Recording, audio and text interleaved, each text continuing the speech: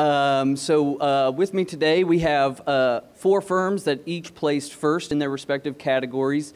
From Wright Engineers, we have Brent Wright, who was the #1 structural engineering firm. From PW Grosser Consulting, we have Paul Grosser. From Bowers and Kubota Consulting, we have Brian Bowers. They were #1 in civil engineering and architecture. PW Grosser was #1 in environmental services. And then at the end, we have Laura Nick from Garver, who was #1 in multidiscipline. So I'm going to let them let them give you a little bit more information about their firm, and then we'll go ahead and get started with some questions. Brent Wright, Wright Engineers. We're structural engineers. I like to tell everybody we're just humble structural engineers trying to make the world a better place for all of you. And we have 4 offices. We're in Las Vegas, Phoenix, Irvine, Salt Lake City. We just celebrated our 20th anniversary, and we're licensed in all 50 states, do projects in just about every state. Paul Gross with PW Grosser Consulting. We're about a 75-person firm located primarily on Long Island. We have offices in New York City, smaller offices in Syracuse and now Albany, as well as Seattle, a little off the beaten track for us. The elevator speeches, we're a broad-based environmental firm, so we do a lot of water and wastewater work on the engineering side. We do phase 1, phase 2 site investigations, Superfund sites, brownfields redevelopment. We also have niches in hospital waste management, geothermal heating and cooling, and compliance for fueling systems at airports. So that's it. Brian Bowers with Bowers and Kubota. We're a 200-person architectural engineering firm, kind of specialized mostly in project and construction management, based on Oahu, which is our office is right outside Honolulu, Hawaii, which is the most populous island. We have offices on all the Hawaiian islands and really concentrate our business in Hawaii and in the Pacific Rim.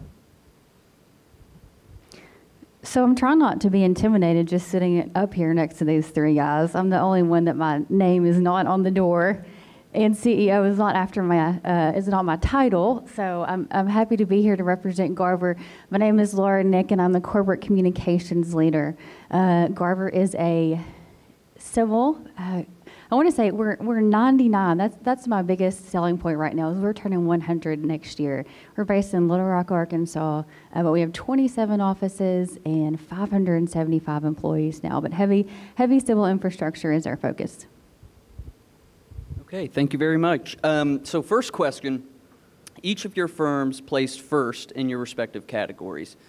Now, we hope with all of the information that comes from this Best Firms to Work For award, not only for us, but for your firms, that you can continue to get better.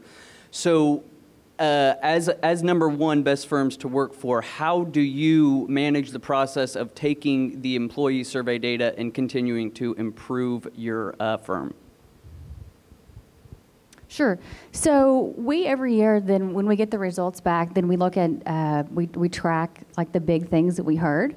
Last year was really the first year that something popped up that we weren't aware of. So we started getting some comments about our employees not being satisfied with our maternity and paternity leave policy. And we never really heard that from our employees before. So that was the thing we started looking at how we could do better last year. We thought it was really just an issue of communication. And then this year, our CEO and COO went on a town hall tour of all of our offices, and then we heard it again really strongly. Like after the first 3 or 4 of our 27 visits, then our employees were voicing their concern about that policy. And so because we'd already had the Best Firms survey results, then off the bat we said, hey, okay, they've been talking about this really hard for a year. We need to do something about it.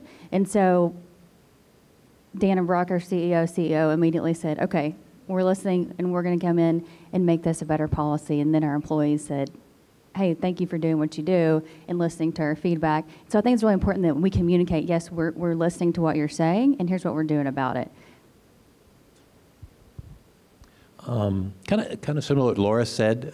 So we actually, if you compete for the best places to work and you're not purchasing that open response report from Kyle and his people. I'd highly, highly, highly recommend that because in that it'll have, very detailed answers to all the questions, and the most important ones are what makes this a best place to firm, or what doesn't make this a best place firm. What one question would you ask the CEO? And when you digest that, and we've done this, I think this is our 8th year. We've competed for this award, and we've been honored to do fairly well in it. There's a lot of feedback there, and kind of similar to what Laura said, we track that and kind of see if there's any trends, and 1 or 2 people saying it, not a big deal. If 4 or 5 people say it, then that might be a problem.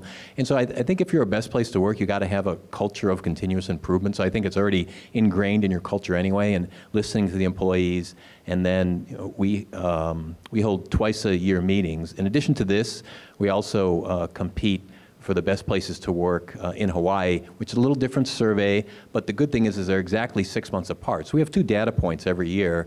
They ask slightly different questions, but both run by the same firm, and it's similar criteria. 75% is really what the employees say that make you a best place to work firm, and then 25 from what the company's policies are. So we back brief the employees, say, here's what we heard, and then even if there's something ridiculous, like we always get the term, let's have a nap room. Well, we ain't gonna have a frickin' nap room, but at least you tell them that.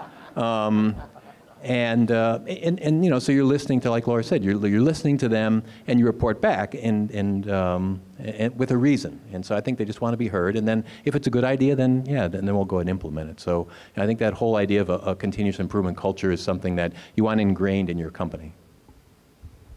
I think I'll play off Brian's comments on the continuous improvement. I think that's probably why we're all sitting up here. We're always looking to improve the employee experience, really. We're in the process right now of reviewing our health care, and we pay for 100% health care, whether it's a single family or whatever. And we're trying, it's a lot of money, and we're trying to save some. I think we're going to achieve it and still maintain the employee experience, and they'll get complete health coverage on our dime, but we're just changing a little different system, and we're taking a little more risk rather than the insurance company, but we think we can save a lot of money because we have a pretty young and healthy group. So that's the kind of thing that we look at. We try and look at it from the employee's point of view. The other aspect we always score very highly on is just integrity and truthfulness, so that they feel they're working for a firm that's telling them the truth and working with clients who are truthful clients, and clients you really want to work for.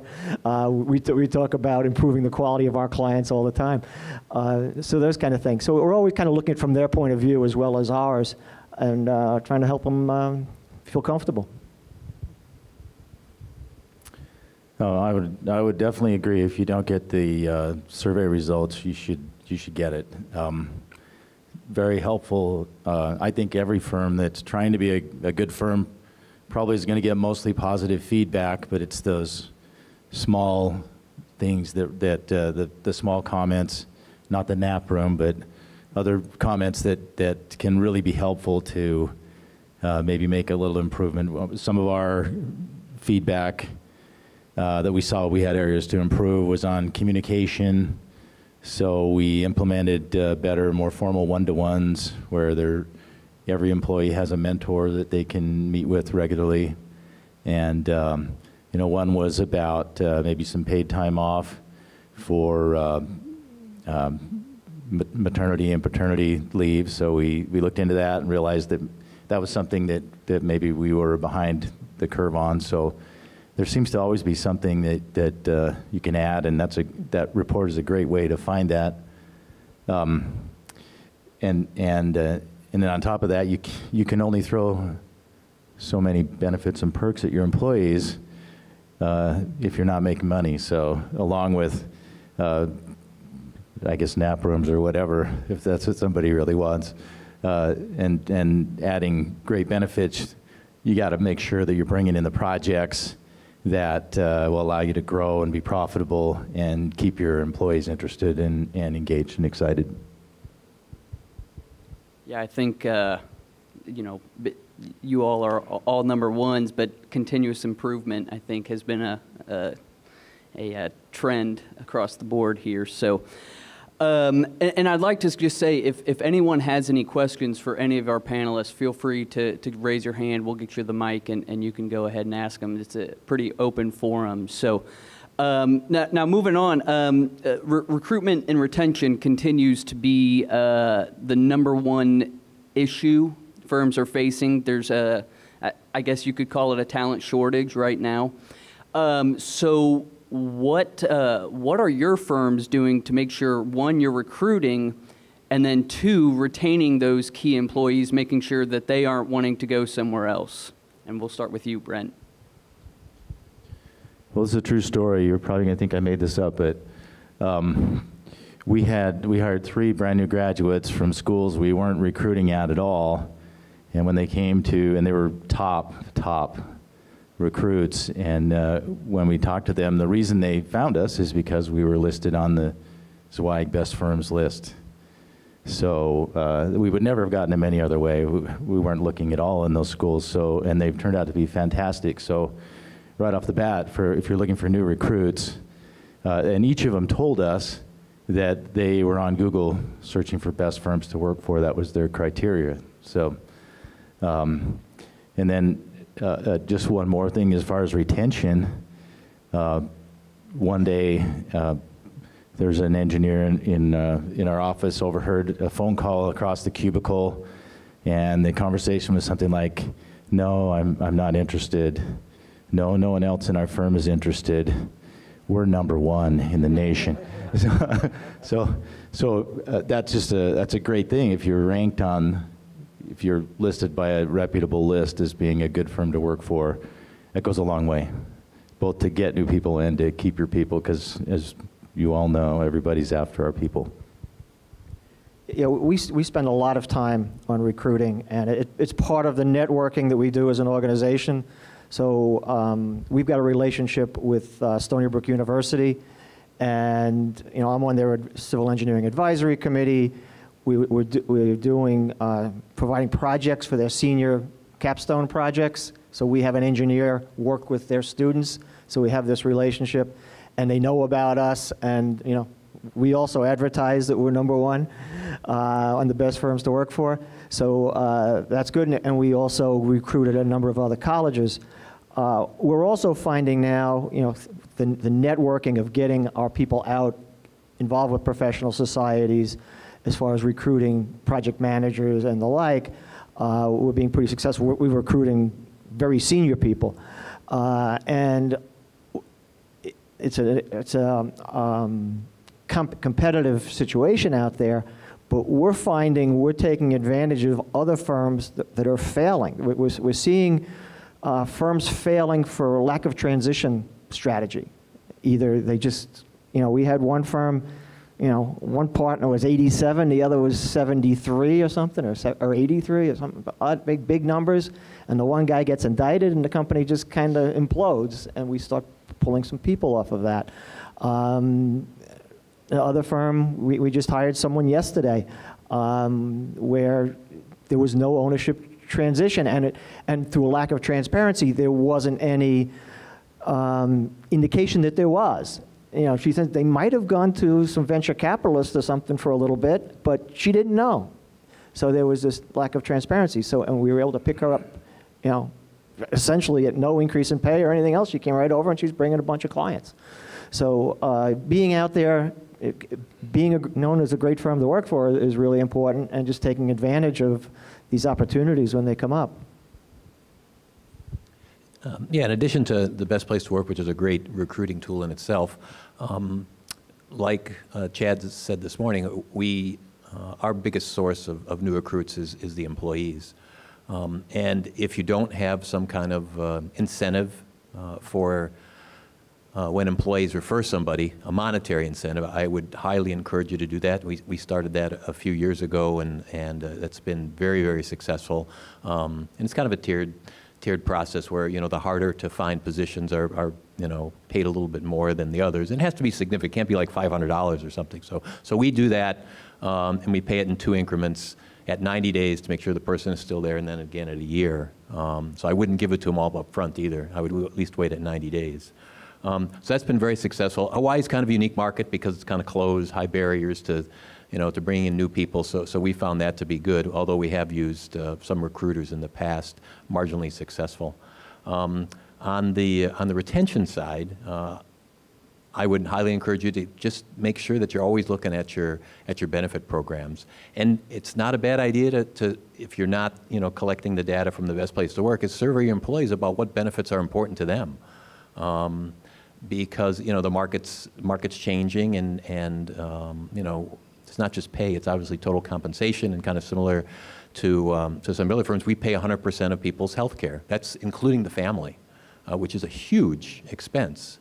But that's what keeps a lot of our people. When people have tried to leave, a lot of firms have tried to, they'll come back and tell us, which is always encouraging. I got recruited by this person, and thanks for letting us know. And a lot of times they'll say, yeah, they were offering a little bit more money, but they're going to make me pay for my health care, et cetera, et cetera. And when they look at the total package, our package is far superior, although the pay may be slightly less. So constantly look at that. The other thing is the onboarding process in the recruiting or in the retention piece. So once you recruit somebody, you want to make sure that when they get there, they feel at home, they're engaged, and we assign a coach, which I think is kind of helpful. Make sure that their first day goes well, and then checking up with them for 2 to 3 months to make sure that whole process is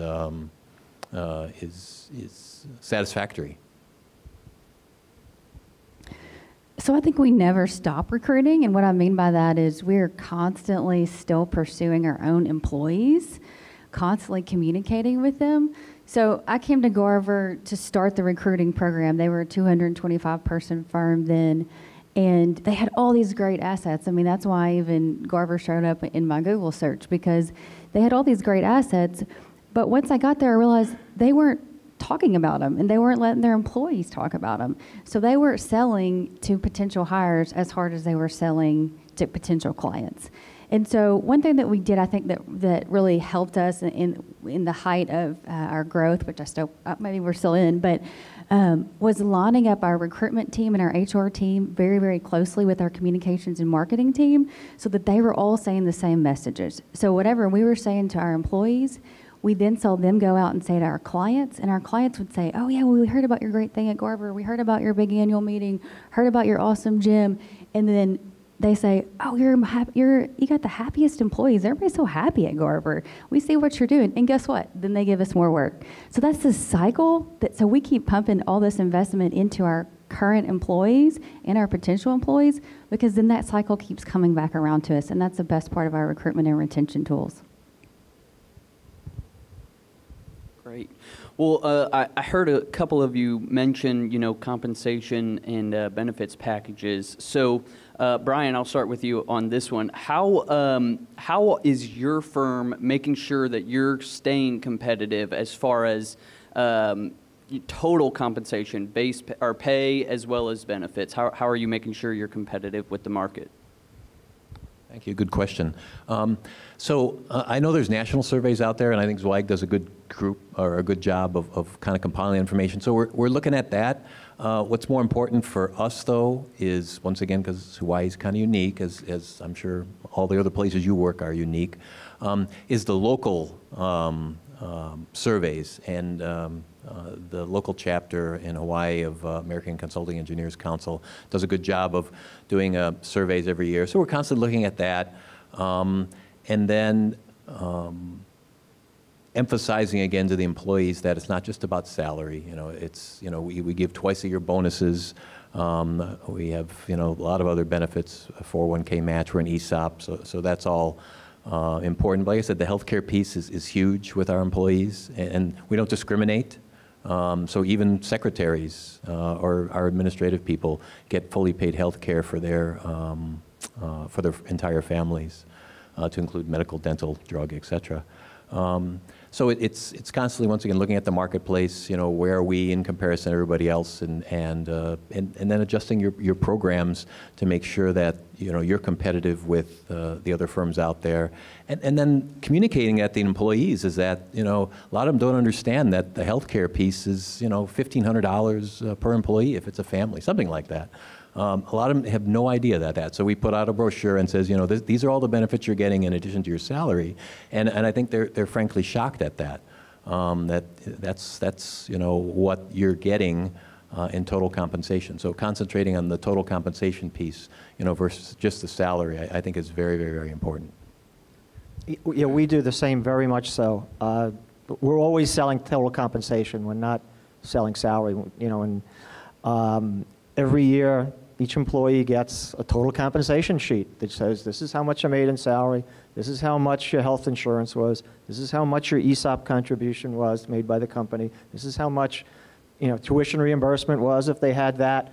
We have there was a particular program in the county we're in to attract and keep young people and make them homeowners.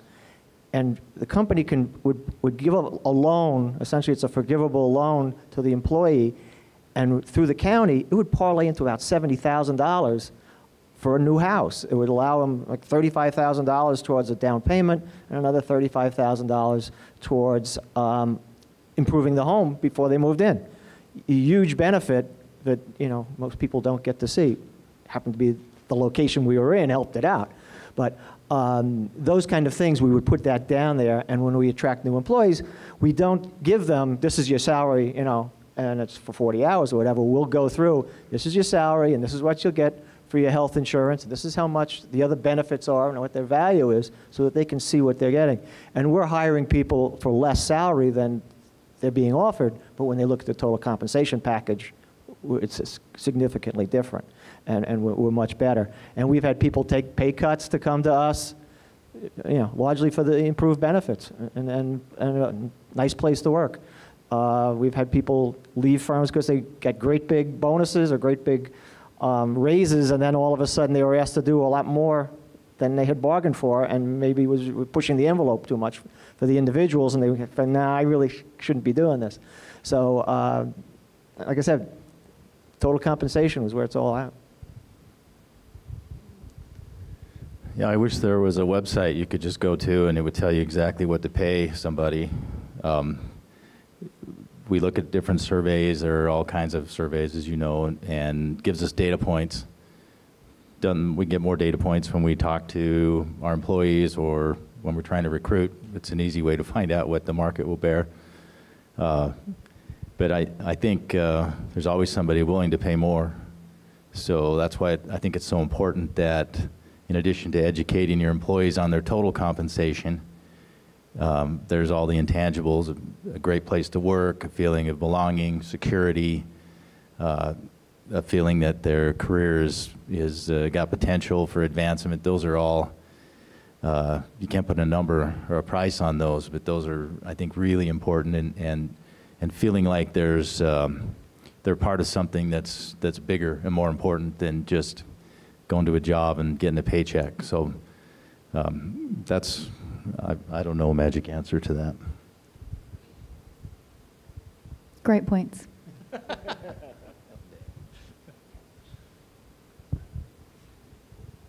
Okay, so from what I'm hearing, everyone is extremely busy with work, and from some of the stats that Chad said, you know, it's hard to find time to reinvest in our companies.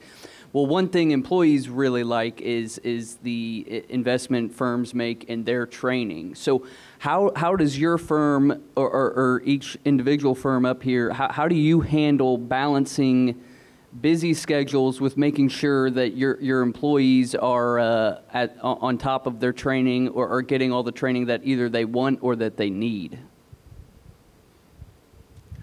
That was actually one of the feedback items we got from the survey last year. Was some people wanted a little more formalized training. We do the usual lunch and learns and those types of things like everybody does. So we implemented a formal one-to-one program for everybody, so that not everybody really wants. Everybody has a different goal in their career. Some people may just want to have a steady paycheck, I suppose. But a lot of the best, as you know, want to see that there's a path for them forward. And so the one-to-ones were really helpful. We have weekly mini trainings every Monday morning in all of our offices that provide mini training about not usually a technical thing, but something that has to do with what we're about.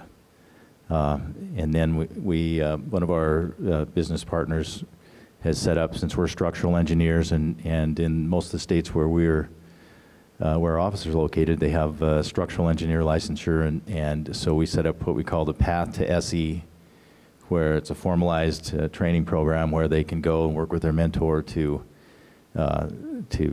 advance towards getting the licensure they want. So.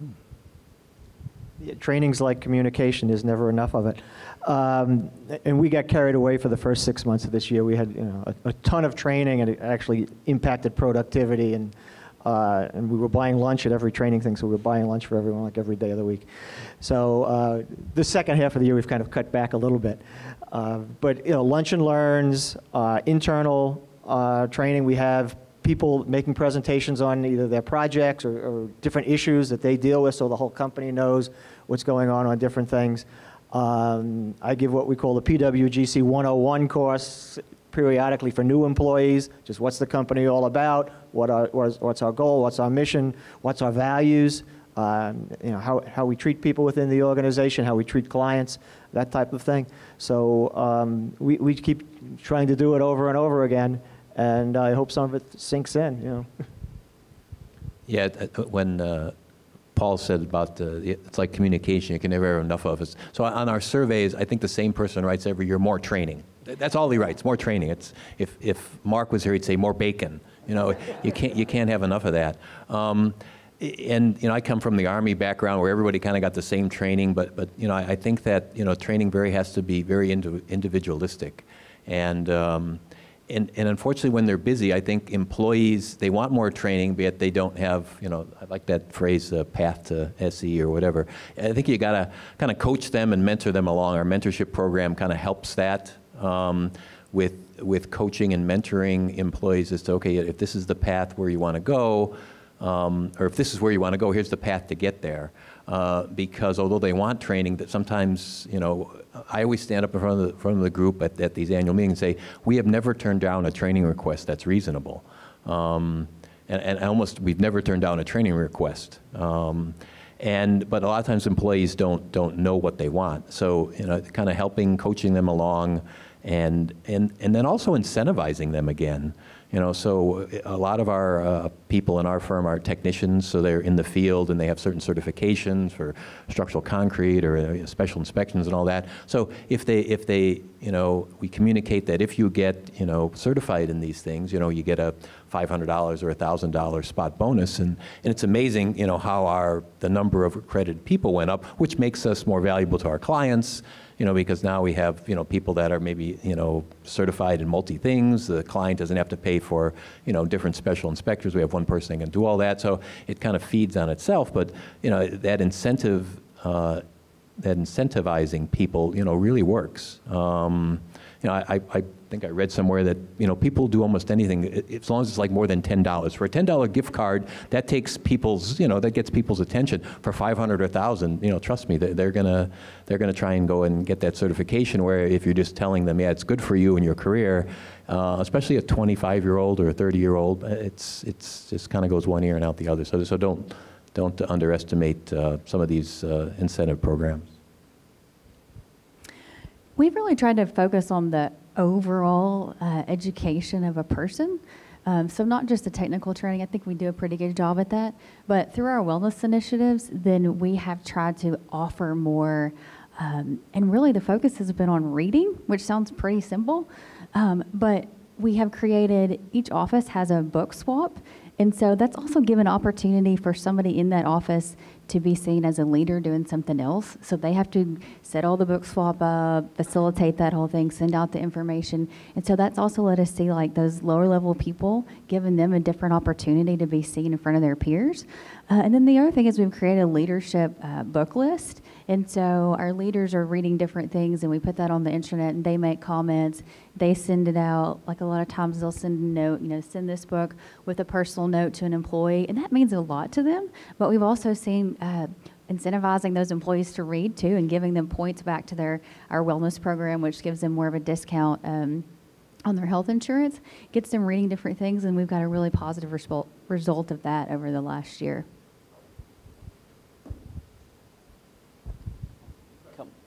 Yes.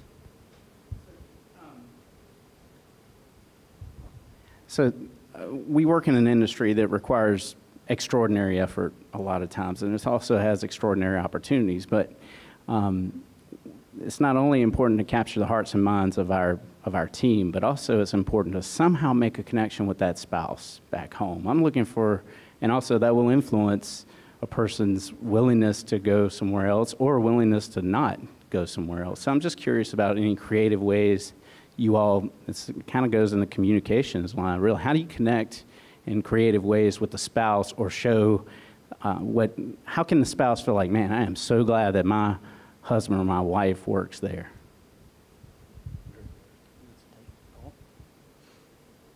We have 2 parties a year, a Christmas party and a summer event. No clients, just employees and spouses. So we encourage them to come. You get to know the names of the spouses, and you get to chat with them about their children, about what they're doing, what their careers are. So you get a pretty good relationship with the spouses as well as the individual employees. We also have other events during the year that are less organized, but you know, we run as a corporate challenge running race that everyone's been using as like their corporate summer picnic, but so we have people there, and we actually run the race. As far as physically run it, we don't manage it. And they bring their wife there, they bring their children, they are involved in the event. So we try and do things that are family friendly, and so I get to know the children, and and it becomes more of a family atmosphere, and it's really helpful. Yeah, we do something very similar. One of the comments that come out of the best place to work surveys is that this is a very family-centered company, which is very refreshing, because I think when you do employ people, and I think the younger generations are placing even more and more emphasis on their families. So similar to Paul, we engage employees twice a year with events, a picnic, and then a Christmas party or holiday party, and we'll pay for people to fly in from the neighbor islands to come to Oahu for that, and all expenses, are covered for that, which I think the employees appreciate. And we also engage the families in our quarterly wellness events. So they're invited to come for hikes or Orange Therapy Challenge, or whatever the different events is, so that allows additional time to engage the families. And then we allow our employees a certain amount of money every year for wellness, and they can use it for their families and their spouses too. So, and one of the other comments that comes out in these surveys is, God, the owners and the principals of the company know my wife's name, my kids' names, and all that, and don't think that that influences them in a very positive way. It's like, I think the one speaker was saying today is, just go out and talk to people at these events and getting to know them. It's a very strong incentive for them to stay, and they really feel that, not only the employee is engaged, but so is the family. Just one thing there. We allow a lot of children in our office. So, if for some reason there's a problem with daycare or something like that, they're bringing the kids in the office a lot of the times. And so you get to know them, and you get to meet them, and so it builds a much stronger relationship that you know the names of the kids and what they're doing, and they're playing soccer this week or whatever. I just say amen to the family activities. I think that's a great thing, and you should all do that. You probably are. One thing that we have found to be really helpful, when I graduated from college, I was married, and so my wife came with me on the recruiting trip to Sin City. I grew up in Salt Lake City area, and here we are going to Sin City, and to corrupt myself and her, and so it was good that she came with me, so that she could see that actually it was a pretty good place to live. And so one thing that we've tried to do, of course, you have to be careful, because you can't. One of the questions recruiting, you can't ask if you're married, but if we know that they are, we'll invite them to bring their spouse, because I think it's important for their spouse to come and feel welcome, get to know the company, get to know the area, and so right off the bat, they realize it's a place that is welcoming to them. Oh, a lot of questions. Okay. We'll start. I just have a follow-up. Okay. Because the larger firms, of course, have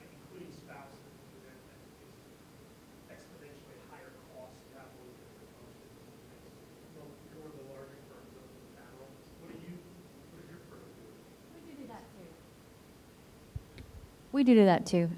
We very similar to these guys. We have multiple events. There is a budget. I usually ignore it, but there is a budget. But we also do a lot of sports things, and like sponsoring 5Ks, and then we pay for our families to go participate. So like this summer we did one, our first one at Garver at Little Rock, and paid for all the families who wanted to for their registrations. So that gave that money to a good cause, and we try to get those families out there to do it together.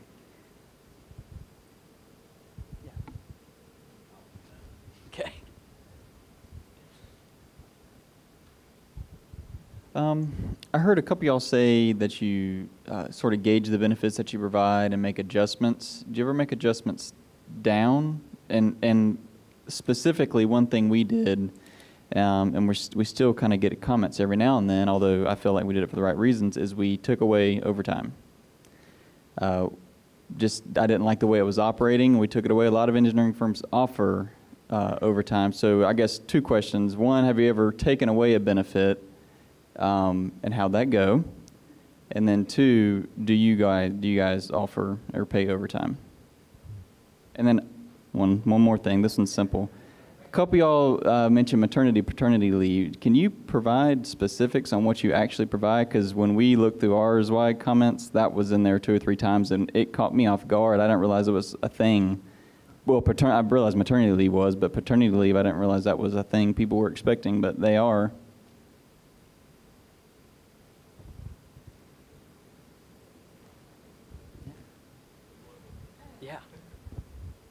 Yeah, so what we had been doing was for our paternity and maternity leave was that, and if there's HR people in the room, y'all correct me because this is going to be a little bit off, but you have that 7-day waiting period before your short-term disability kicks in, and then so we weren't paying for that. I mean, that was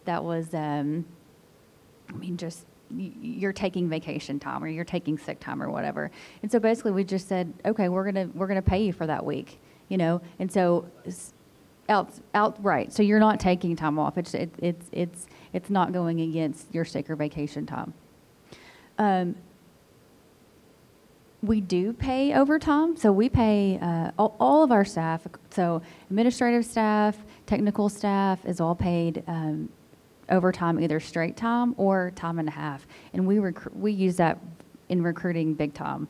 Because we work, as I'm sure we all do, we put in a whole lot of hours. So even on the offer letters, we will estimate how much overtime you think you're going to have. So we can say, because, I didn't answer this salary question earlier.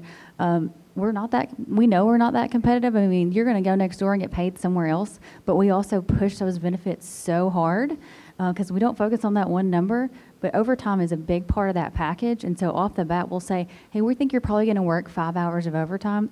Even if it's, my web developer, hey, on average, you may work, 2 hours of overtime. And so go ahead and put that in there. And when I'm doing the offer to them, I sell that hard and say, hey, I'm not going to lie that you're not going to work overtime, but this is a guess just so you know where you're going to be financially. I can't answer what you've taken away. Yeah. Okay, so I'll try and answer the 3 parts. So on paternity and maternity, Hawaii has a mandatory temporary disability that the employer pays for at least half, and you can make the employee pay for their half. We just pay for the whole thing. But there is the 7-day waiting period, and we haven't waived that, but that's kind of interesting. Maybe I'll go back and look at that. That hasn't really come up as an issue. On the paternity side, I don't know, we're not compensating people for that, because I don't think that would qualify as temporary disability. So we're not really doing anything on that. It hasn't come up as an issue. On the overtime, that is something that we've changed recently. Before, a lot of the field personnel that we have, we did pay overtime. A lot of the office staff, the designers, we were not. And we changed that in the last year because it was kind of coming up that there was an issue there. We tried to cover it in bonuses and things like that, but it gets really difficult sometimes to remember, what happened 6 months ago. We pay bonuses twice a year. So we kind of changed a little bit on that. And then the only people who really aren't eligible for those would be like principals and senior associates. So the top 2 levels are not. I mean, they're just expected to work the 50, 60 hours a week. And then, you know, with those people, no, well, that's a good question. We kind of did a little bit, but they're probably doing better with the overtime than they were without it before. And that issue has seemed to kind of evaporate now. With respect to taking away benefits, the only thing I can think of, because that's never a good thing, even during the recession, we didn't, you know, make people pay for more health care, and that was 20 years ago, over 25 years ago. This was soon after I joined the firm. We used to have sick leave and vacation, and I suggested that we just combine the two into PTO, and that was communicated that, you know, hey, you know, instead of having 2 weeks vacation, now you really have 3, because a lot of people were accruing a bunch of sick leave, and probably 90% of the people saw that as a positive. Oh, I get another week vacation. And then there was that 10% that said, hey, you're taking away the sick leave. But those were the people that, you know, they were probably abusing it anyway. So, you know, some people saw that as, yeah, taking something away, but since then we really haven't been. You know, knock on wood, hopefully we can continue that. Yeah, maternity, paternity, we don't have anything for paternity. You just take your PTO time, and, you know, we obviously understand you should take, you know, we're not going to say, oh, you know, you can't take the time off, but they got to take it out of their PTO. For maternity, again, we don't pay anything for it. It's out of your PTO. We're very flexible on, you know, if you want to take an extra month, you know, go extra, take an extra, you're not getting paid for it, but you can, we're flexible on that time and letting people come back. We've got people who came back earlier. We just had a person who had premature twins, and actually 2 weeks after she gave birth, and one was still in the hospital, she was working for a couple of weeks, and then she decided, well, maybe I should take a little bit of time. So we said, okay, go ahead, you know, I think she took 3 or 4 weeks, and then she just came back, and it was working regular time. So we just give them the time off, and we're flexible. And, you know, a lot of people had to put in a lot of extra time because she wasn't around, because she was in the accounting group. Overtime, our first level people, so anyone right out of school, is essentially, we put them on hourly, so they get time and a half for their overtime. Once you get put on salary, if it's billable, we'll pay you straight time. If it's not billable, we don't pay it. We feel if we get paid for it, then you should get paid for it. And the other stuff, you know, the guys on the top, you know, once in a blue moon, you get an hour or 2 of overtime pay. Other than that, you know, we're working a lot of hours and on, you know, on our own. So, taking things away, all I can say is, you know, whenever you change anything, in their minds, you're taking something away. So, you know, we would change the health, you know, periodically just to keep within reason. You know, the health insurance would come in at like a 15% increase, and we'd change it a little bit to get it down to 6 or 8, and people would always feel you're still taking it away from them. So yeah, that's kind of, you got to bite the bullet on that, and they're not going to be happy all the time. Yeah, I think on normal times, I don't know how you could take stuff away without destroying morale or motivation. I mean, our offices were all located in the epicenter of the Great Recession, so to survive, we, besides laying off 80% of our staff, we reduced pay and benefits, but I can't imagine that going well other than that.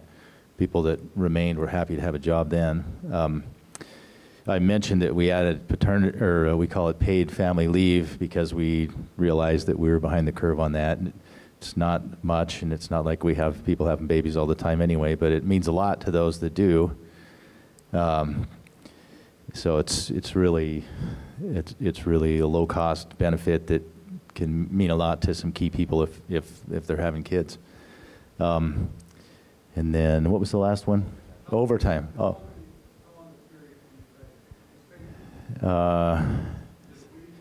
We're taking baby steps. We do 3 days. It's 3 days more than they had. As far as overtime, my personal philosophy is I want people to focus on the results and not on the activity.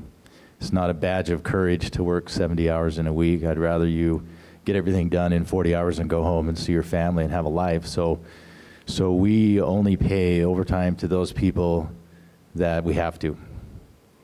If they're exempt, then they're on salary. But what we do to incentivize people to get things done is we have a profit sharing plan that's tied in a way that they're more than happy to do what they need to do to get the job done because they know that they're going to meet their profit sharing goals. So that's what we do. Did you still have a question? Yeah. Thanks. Kind of goes maybe with taking away benefit, but you all mentioned listening to your employees through the results from the survey. So maybe a different spin of not taking it away, but not adding a benefit that the employees are perceiving as a benefit. Maybe even analyzed it and realized it's not what's best for you as a company. And I'm particularly familiar, Brian, in your case, you're in the civil engineering category, same as we are, and you've been at the top, for a lot of years. So how do you, the employee expectation now, I'm sure, is, we're this great place to work, we're going to have all of this nice stuff. When they ask for that nap room and you tell them no, how do you keep that morale where, yeah, we're still the best place to work even though they're not listening to me in this case? Actually, I say hell no. Yeah, that's a great question because on those surveys you'll get the, what we've tried, and because we're an ESOP company, maybe we're a little bit different. So one of our mantras is we, not me, and that has been such a powerful effect over the last 6-7 years that now the employees are starting to say it. And when these kind of things come up, for example, in the survey, why can't we have fully paid medical after retirement? In other words, like the old U.S. Steel or some of the unions, and that's what bankrupts people. That's an unsustainable benefit. Or, the sick leave. Why can't we have 2 more weeks of sick leave? And once again, so I put it out there to all the employees and say, this is what we heard, and we're not going to do that because we're an employee-owned company now. Well, first of all, I say, is that a we statement? And no, it's not. So I don't want to embarrass any employees. They're all anonymous anyway. But when 99 or 95% of the people are understand that culture, that ownership culture, that ownership thinking, it's very easy to kind of disregard, or not disregard, but have people understand that that's not something that the group wants. That may be just that particular individual. The retiree, obviously the guy is 65 or woman is ready for retirement, but that's just not sustainable. And oh, by the way, why would you ever want to pay for somebody that's left us? I mean, they're not doing anything for us anymore. That's not helping the company. So when you get that mindset of ownership, an ownership culture, it's very easy to get those 99% of the people on your side. And when you explain, for 2 more weeks of sick leave, okay, well, that's 2 more weeks that you're going to be gone, potentially. That's going to affect, the profitability of the company, which, affects then, the ultimate share price of your ESOP shares. Is that really something that you want? Is that good for the rest of us? So, that message now, I don't even have to say it anymore. But I do, those still, and I think it's mostly the new people, why, we had this before, and they don't understand, the kind of culture we're indoctrinating them. But yeah, that's been very, very helpful to help communicate to people that, that's a very selfish way to look at things. It's not a team thing, and we're all about teamwork. It's one of our values, and as long as you kind of, communicate those values back to the employees, they get it. We've got time for one more. So, all right. Yeah, we'll You can do it. or It doesn't matter. either one. Sure. Thank you. In your benefit programs, given younger workers, I won't say the M word, but that was brought up here earlier, but given the high cost of college and that many of your younger workers are dealing with, have you, in your benefits program, dealt with anything? I know another Zweig seminar I went to said a lot of companies are creating mechanisms to help with payback of student loans or anything. Do any of you have those programs? And if you do, what are you doing with that benefit?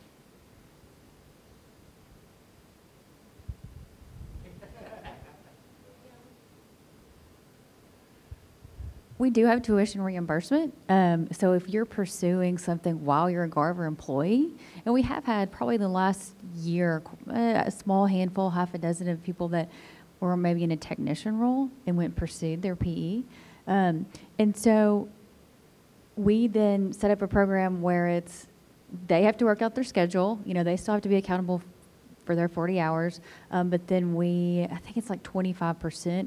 So they go that semester, and then we don't start paying them back, I think, for a whole year. I could be a little bit off, but something to that. So really, it's more of like you're committing to us for 4 years because we're not going to pay you back immediately.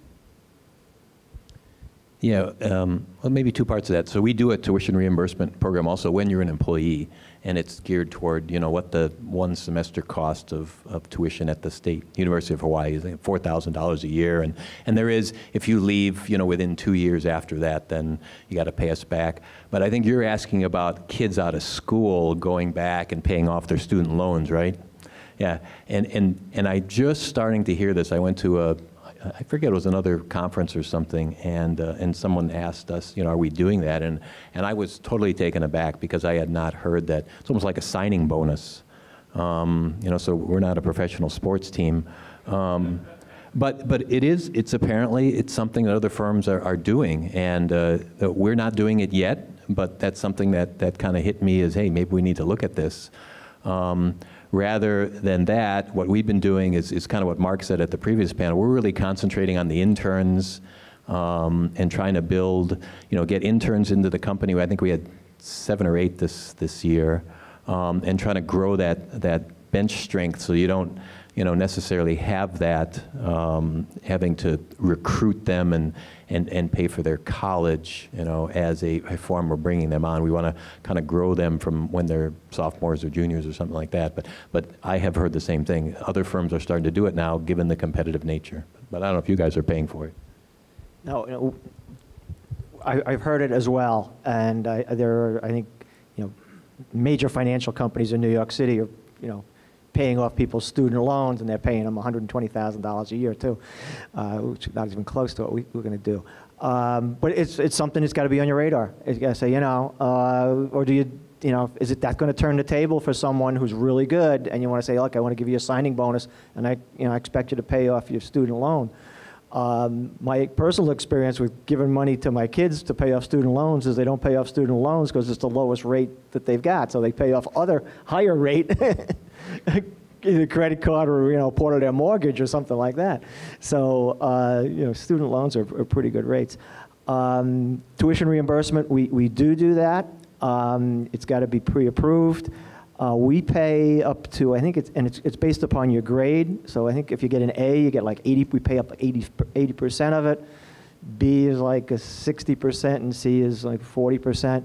And we don't tie it into the local college, so we get killed when someone goes to a private university, you know, goes to NYU or something like that, where it's huge tuition as opposed to the state school.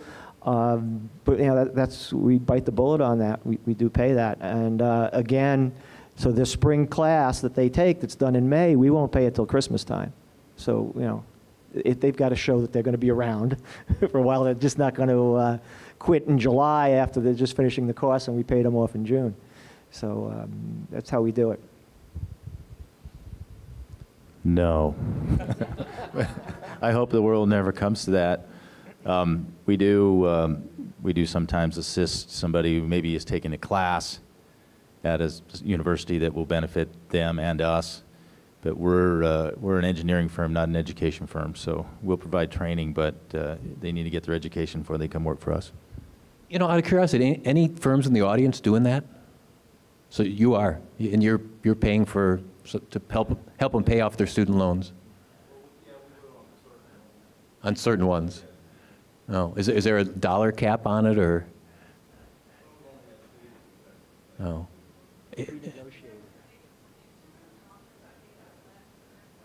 No. Yeah, see that I'd like that plan. Yeah.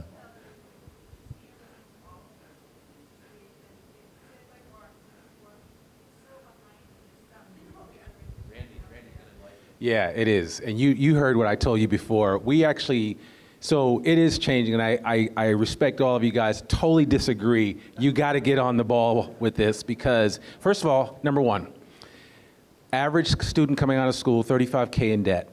It's real, folks. That's why the M word isn't buying homes, because they've got too much student loans. So if you, as an entity, says, hey, you know what? I know this is breaking your back. I'm going to come in and I'm going to help you out. All of a sudden, you become their savior. Now, doesn't mean that I'm not suggesting you go out and spend $35K on their student loans and then you're stuck holding the bag.